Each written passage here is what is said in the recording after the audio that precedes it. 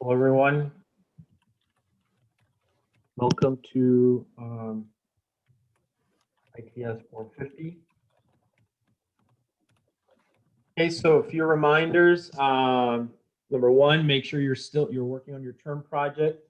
Remember, we're getting close to the end of the semester, and you should be working on that project.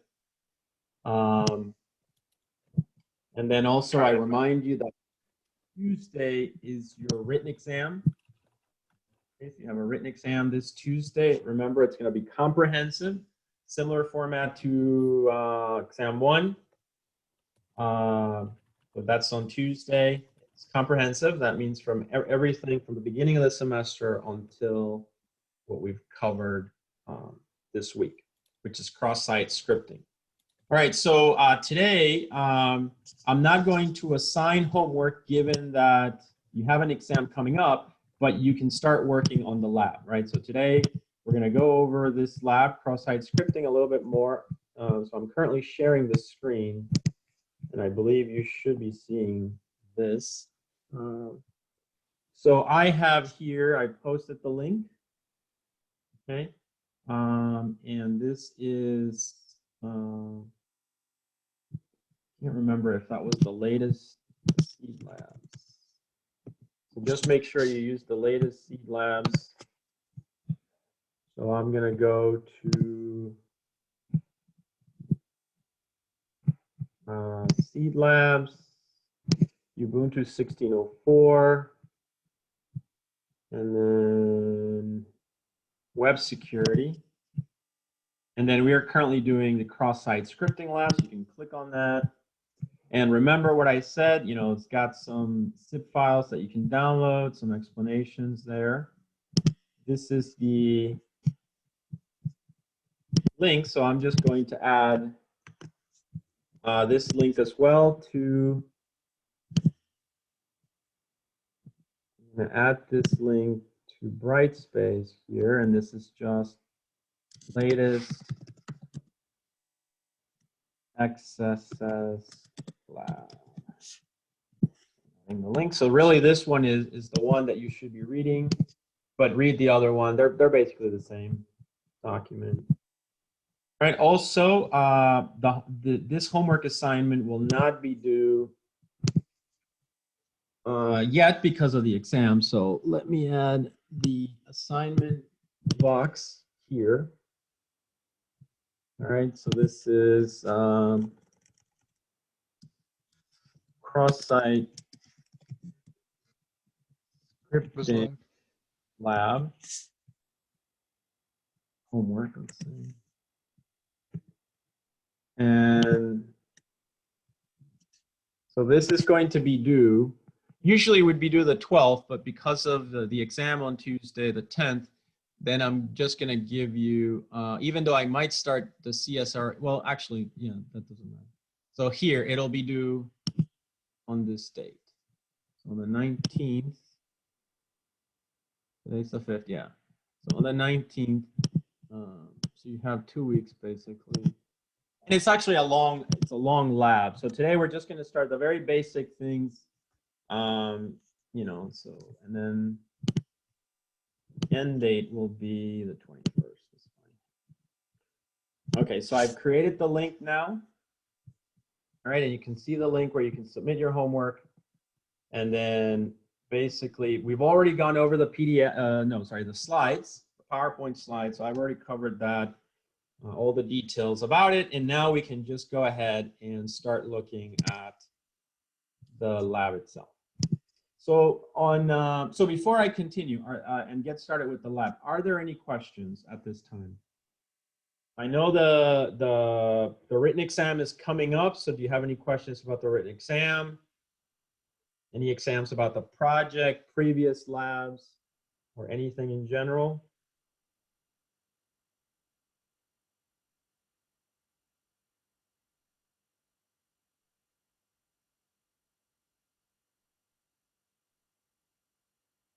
No questions. Do you have a lab due tonight? Yes, it's the SQL injection.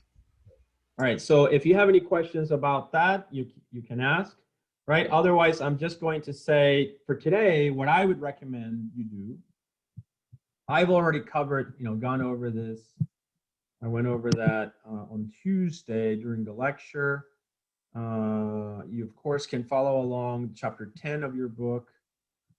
Read. Remember, this is a social media site. So imagine it's like a Facebook, right? So it's got all those accounts, and you're going to try to do several things. So I've already described all the details. You'll need to access it via this URL. If you want to look at the files, the PHP files, you can go to the var www. And then basically the first problem is extremely easy. You need to find the text box, the appropriate text box, and you can follow the description there and your ELK profile, for instance.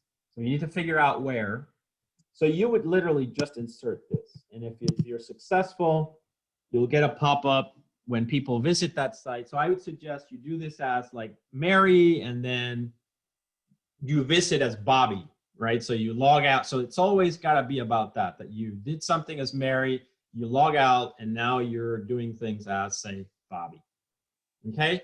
Also, practice inputting the data from another website, such as this. Okay?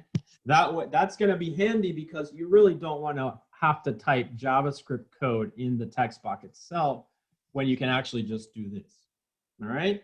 And that's question number 1. It's extremely easy. Are there any questions about task 1? Right now, thank you. All right, good. All right, so you'll work on that one. Then after that, task number 2, it's about posting a malicious message to display the cookie. So very similar to the previous one, except that now you should get something that looks like a cookie, okay?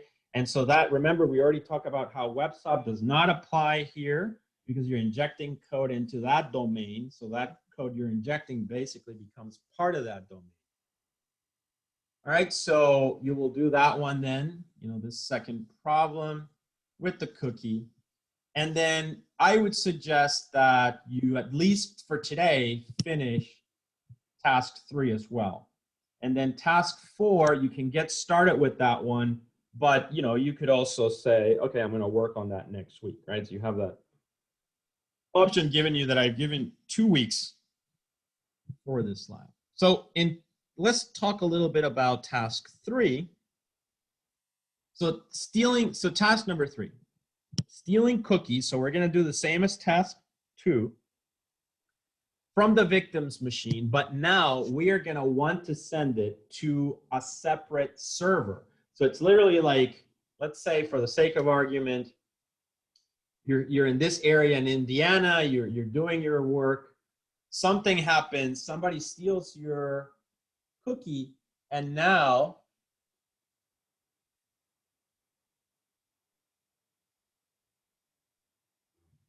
so now you're going to send the cookie, the attacker would steal your cookie and send it to their server, and they have their server in the North Pole on the other side of the world, right? So that's really the idea that you want to do. So the way that you're going to do this is as follows. So in the previous task, the malicious JavaScript code written by the attacker can print out the user's cookies, but only the user can see the cookies, not the attacker. As you might imagine, that's not very useful. In this task, the attacker wants the JavaScript code to send the cookies to himself or herself. For whatever reason, they just want to steal it, okay?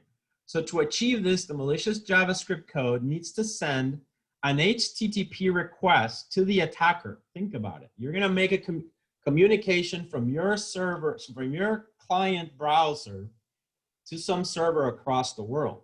And you're gonna, by the way, send the cookie. So if you first read this problem, you might think, oh, wow, that's really hard to do. As it turns out, it could be a lot easier than you think. So you can see how this is done. It's very interesting, actually. So we can easily do this by having the malicious JavaScript just simply insert an image tag. Think about how powerful an image tag is, right? So an image tag, usually what it does is, because it has a source, it's going to look for that image in wherever the source is. And that could be any server around the world. There's absolutely no limitations or problems, okay? So we can do this by having the malicious JavaScript insert an image tag with its source attribute set to the attacker's machine. As you can see here, it's got the URL of the attacker's machine.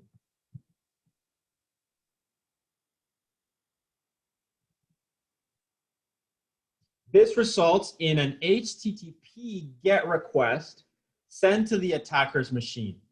The JavaScript given below sends the cookie, and it sends it to the port 5555 on the attacker's machine.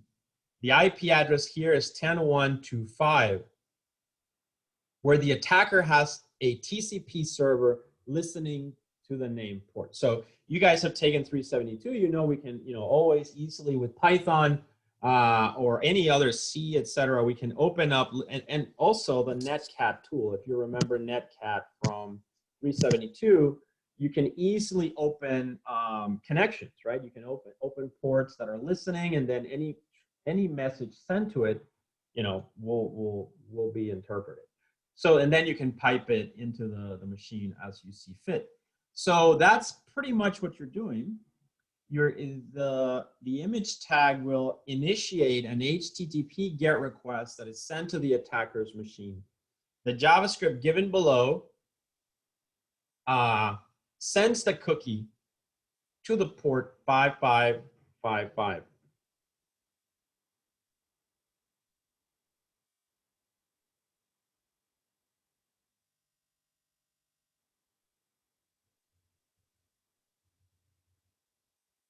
So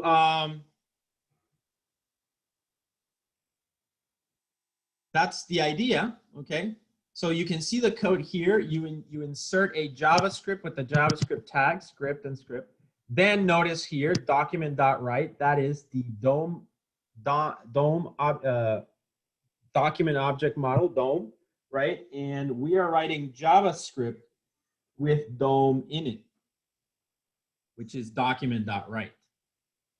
So then from there, you write basically to the page. It's like you're doing dynamic HTML coding, right? You're going to write to the page an image tag, and you can see that there, img,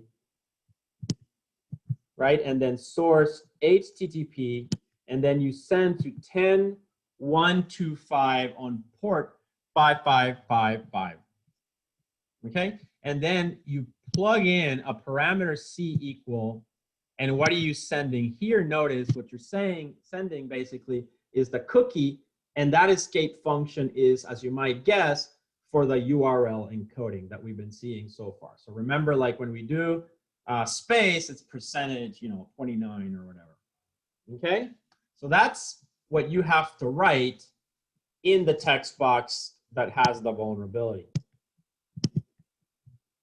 On the receiving end, this is more of how do we receive the data. A commonly used program by attackers is netcat or NC, which if running with the -L option becomes a TCP server that listens for a connection on the specified port.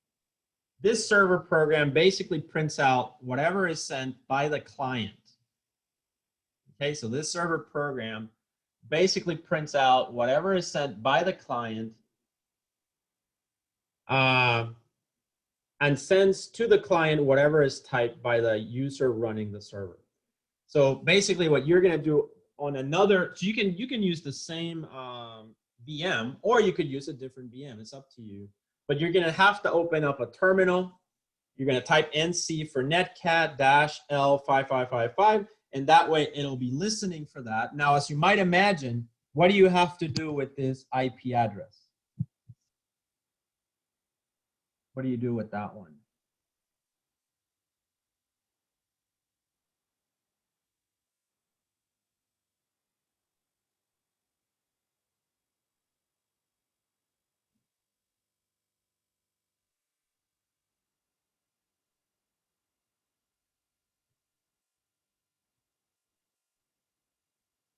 No ideas? So you change it, right? It's not going to be that IP. It's going to be the IP of the machine where you're running that script, that netcat command.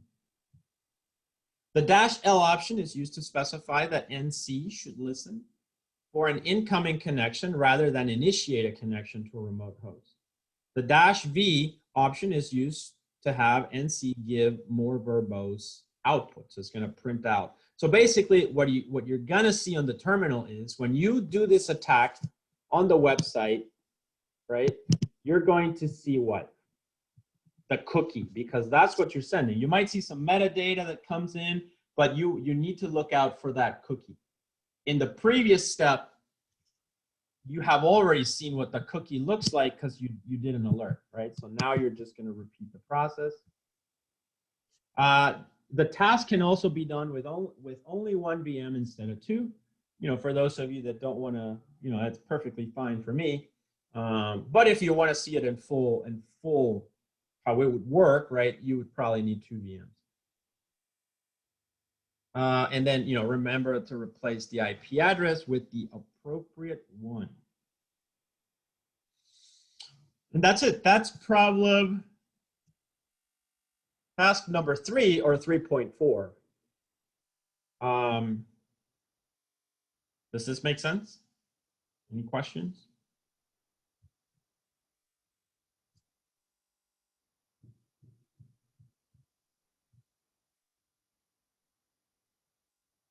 No questions, it seems.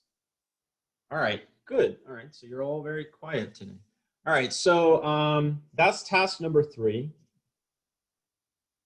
So I assume nobody's asking questions. I'm not hearing anything. That was pretty clear. Those 3, I would argue, are extremely easy to do. Okay, they're very extremely easy to do, and I think you can do them quite quickly. All right, once you've completed those 3, then as we start with task 4, we start working to the more complex problem of creating what is called a self-replicating worm, okay? Which is, you know, like a computer virus, but it's a self-replicating worm. And in particular, we're going to try to replicate the famous SAMI so-called computer worm that attacked social media some time ago.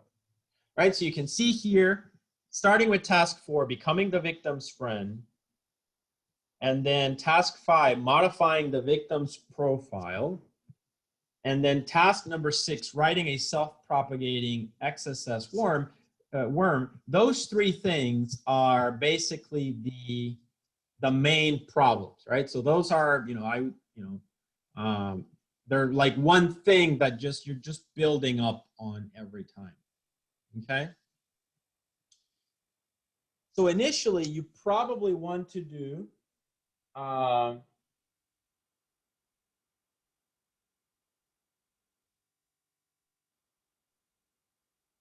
okay. So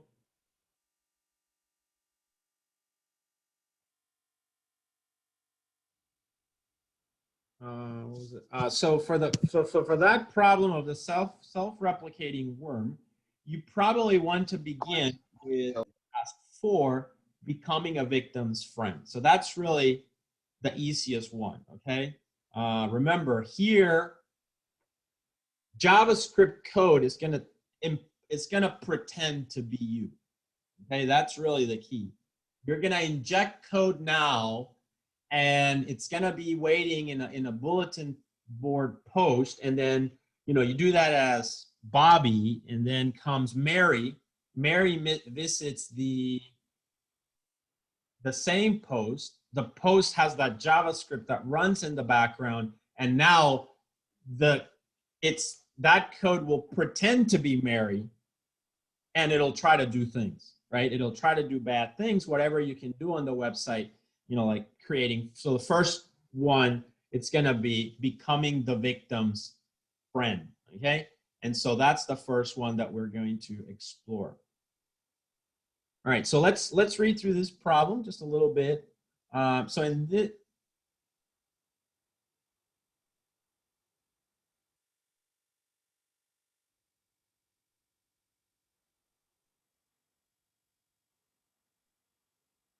what was I saying? And so in this and the next task, we will perform an attack similar to what Sammy did to MySpace in 2005. The Sammy worm, which is called the Sammy worm. We will write an XSS or cross-site scripting worm that adds Sammy as a friend to any user that visits Sammy's page. So that is, you're gonna, for whatever reason, you visited Sammy because Sammy said, running a competition, win a prize. You went to Sammy's page because you thought you were gonna get a prize, and then you go there, and then now Sammy's your friend.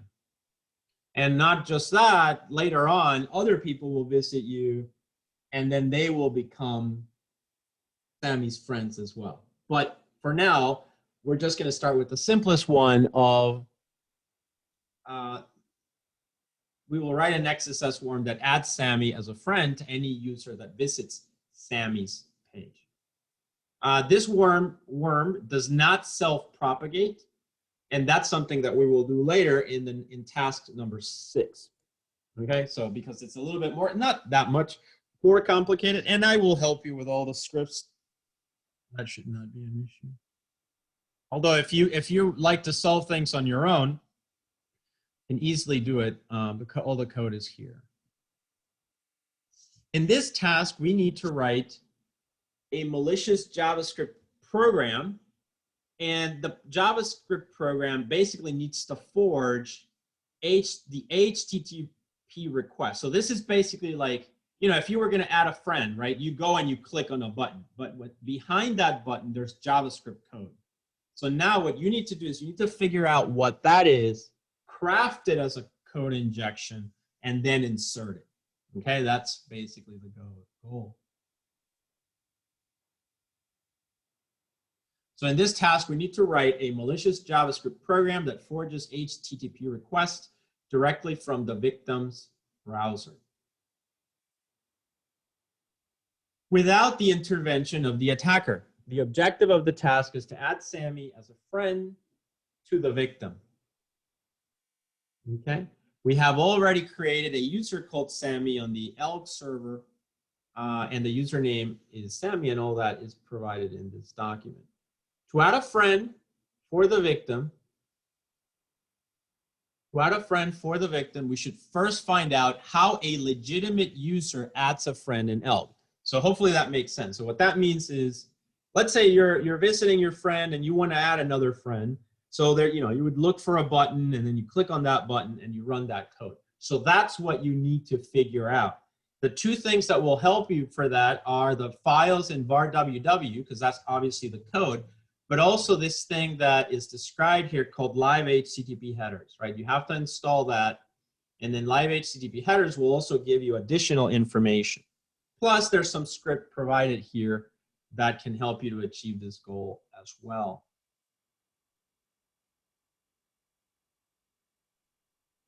Okay.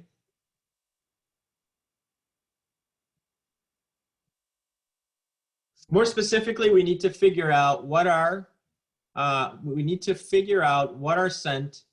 is sent to the server when a user adds a friend.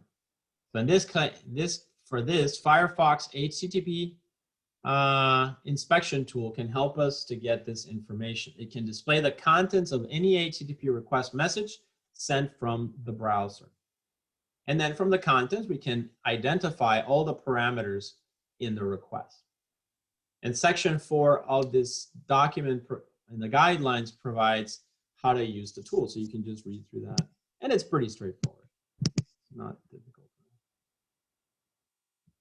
Once we understand what the add friend HTTP request looks like, we can write a JavaScript program to send out the same HTTP request. So you're going to inject it basically, right? And here is, below is a little skeleton JavaScript code that aids in completing the task, right? So this is the code that, and there's actually a couple of ways of doing this, but this one works. And sometimes in the class I've done the other one, doesn't really matter which one. You can see it's pretty straightforward. You have the script here, end script, Then basically you're going to create an object called Ajax. You actually create this, the window.onload function, right? So when the window loads, basically you run this function. So you should probably recognize this looks like a anonymous function from JavaScript, as you learn in 362. And then basically here we have a couple of variables, TS, ELK security token. So this is actually what is called ELK security token is a variable in the PHP code, okay? It's a variable in the PHP code that has a value, and then those values are usually sent, all right? These are parameters that help with authentication, all right? So the goal of these is to help with authentication. And so you're going to need to pass those. But the key thing is, because you're injecting this code, you have access to them. Because again, WebSoft has nothing that it can do about these. Because when you inject the code, everything in there in that domain is available to you. All right, so you're going to take these, load them in the URL format. You do the same with ELK security token, ELK token over here. And then now you have those two variables available to you. Then after that, you're going to construct the HTTP request to add SAMI. This is the thing that you need to fill in by looking at live HTTP header. So you kind of have to figure out the URL, you know, you have to answer the question. When you press that, when you normally press that button to add a friend, is that a GET or a POST request? That's very important. And then based on that, you'll figure out in live HTTP headers, oh, okay, this is what goes in. Then after that, you have the URL. You just have to create and send an AJAX request to add a friend. That's simple. You just use XML HTTP request. Don't worry if this sounds strange. It's really just an object that allows you to send GET or POST requests, right? So in this case, you're going to open the object as a GET request. You give it the URL. You specify that the header of the is that one, the host, right? And then some additional metadata that you do not have to change. And then there you go, you send. And that's it. Are there any questions about the code that I just described? Nope. All right, sounds like everything is clear. That's pretty good. So then, once you have that code ready, you get the instructions on where to place it. So the above code would be placed in the About Me field of Sammy's profile page. That makes sense, right? Because the idea is that people visit Sammy. When you visit Sammy, you probably go to the About Me of Sammy, and boom, the JavaScript runs in the background because you left it there. And once you run in the background, Sammy becomes your friend, and that, you know, that's a bad thing. But if somebody visits your website and visits your profile, Sammy is not added to them as a friend because it's not self-replicating yet. This doesn't need to be self-replicating yet, but it allows us to do the building blocks to arrive at that objective. So this field provides two editing modes: editor mode default and text mode. The editor mode adds extra HTML code to the text type into the field, while the text mode does not. Since we do not want any extra code added to our attacking code, the text mode would be enabled before entering the above JavaScript code. And I think that's pretty straightforward.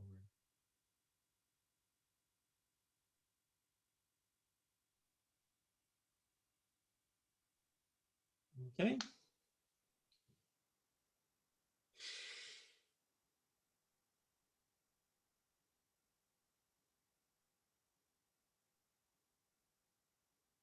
Since we do not want any extra code added to our attacking code, the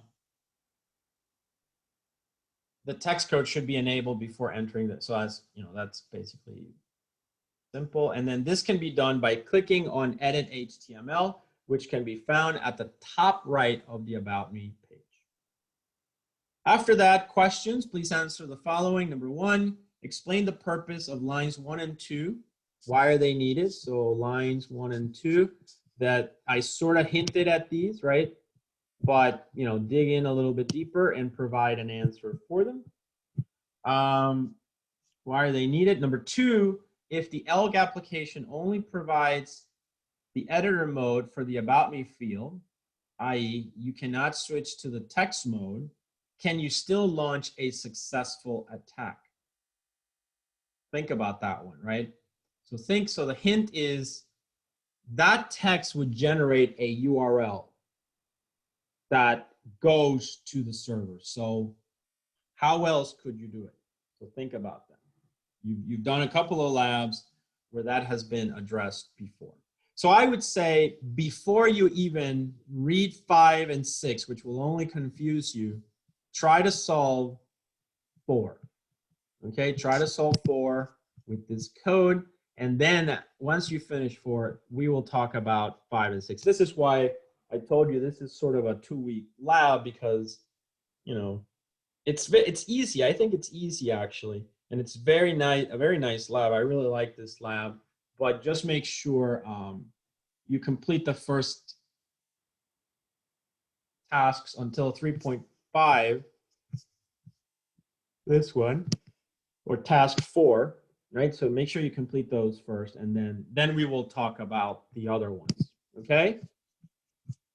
And that's it. So that's today. You know, what I want you to do today is just work on these assignments. At this point, I'm going to pause the recording, and, you know, because I'm not going to